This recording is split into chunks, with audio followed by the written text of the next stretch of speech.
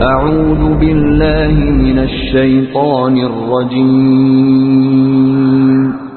بسم الله الرحمن الرحیم. به نام خداوند بخشنده مهربان.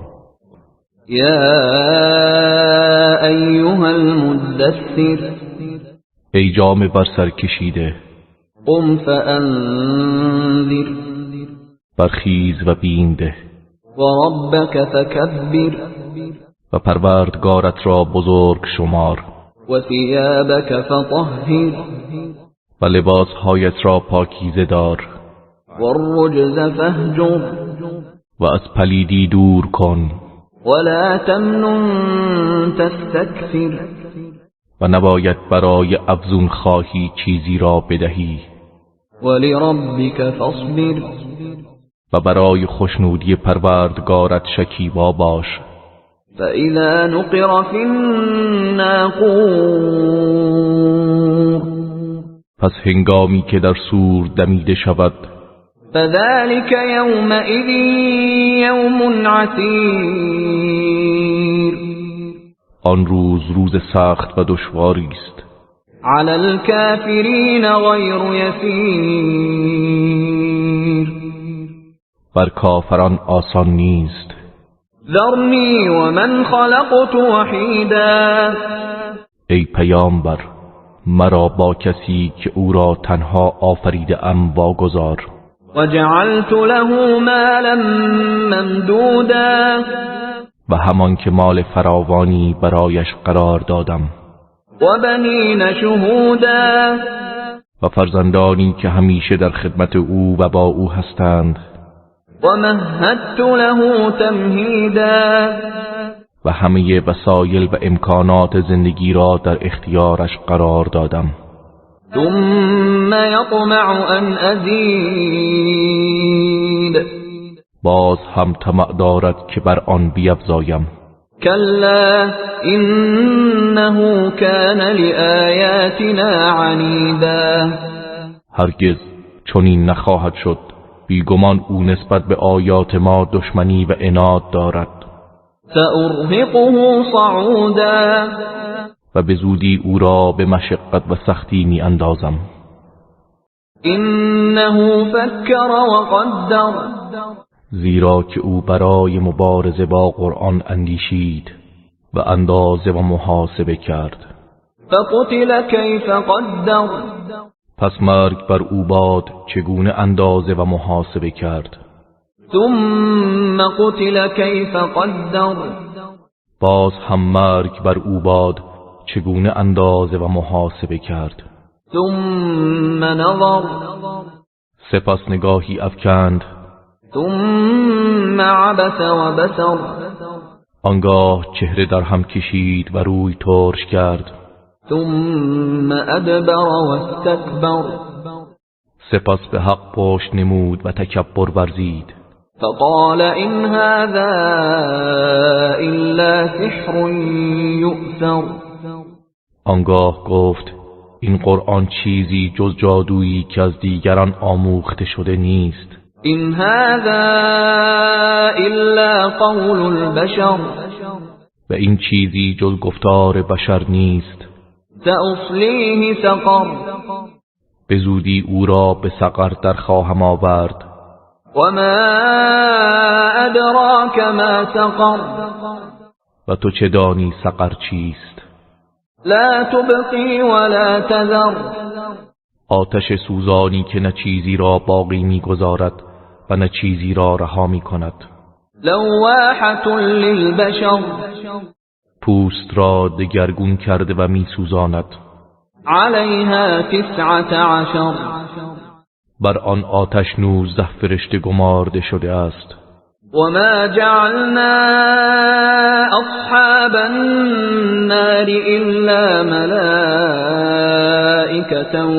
وما جعلنا عدتهم الا فتنة للذين كفروا ليستيقن الذين اوتوا الكتاب ويزداد الذين آمنوا إيمانا ولا يرتاب الذين أوتوا الكتاب والمؤمنون وليقول الذين في قلوبهم مرض والكافرون ماذا أراد الله بهذا مثلا كذلك يضل الله من يشاء ويهدي من يشاء وما يعلم جنود ربك إلا هو وما هي إلا ذكرى للبشر.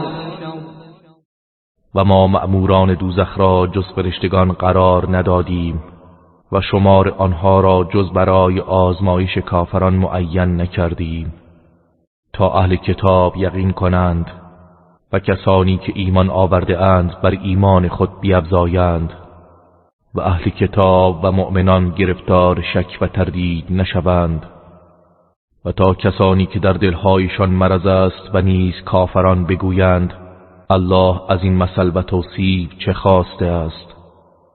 بدین گونه الله هر کس را بخواهد گمراه می سازد و هر کس را بخواهد هدایت می کند و شمار لشکریان پروردگارت را جز او کسی نمی داند و این جز پند و اندرزی برای انسانها نیست. کلا والقمر، آری هرگز این چنین نیست که آنها تصور می کنند. سوگند به ماه، واللیل اذ ادبر، و به شب هنگامی که پشت کند، والصبح اذا اسفر، و به صبح هنگامی که روشن شود. اینها لإحدى الكبر، که آن آتش دوزخ یکی از چیزهای بزرگ و هولناک است. نذیرا للبشر، ترساننده و هشدار دهنده برای انسان هاست. لمن شاء منكم ان يتقدم او يتأخر، برای کسی از شما که بخواهد در راه راست پیش افتد یا از آن عقب بماند. كل نفس بما كسبت رهینه، هر کس در گرو اعمال خویش است الا اصحاب الیمین، مگر اصحاب یمین. فی جنات یتساءلون، که در باغهای بهشت هستند و میپرسند عن المجرمین، از گناهکاران. ما سلككم فی سقر، چه چیز شما را به سقر درآورد؟ قالوا لم نك من المصلین، گویند ما از نماز گزاران نبودیم. ولم نك نطعم المسکین، و بینوایان را طعام نمیدادیم. وكنا نخوض مع الخائضین، و پیوسته همراه یاوه‌گویان و اهل باطل هم صدا می شدیم. وكنا نكذب بیوم الدین، و هموار روز جزا را تکذیب می کردیم. حتی اتانا الیقین، تا زمانی که مرگ به سراغمان آمد. فما تنفعهم شفاعت الشافعین، پس شفاعت کنندگان به آنها سودی نمی بخشد. فما لهم عن التذکرة معرضین،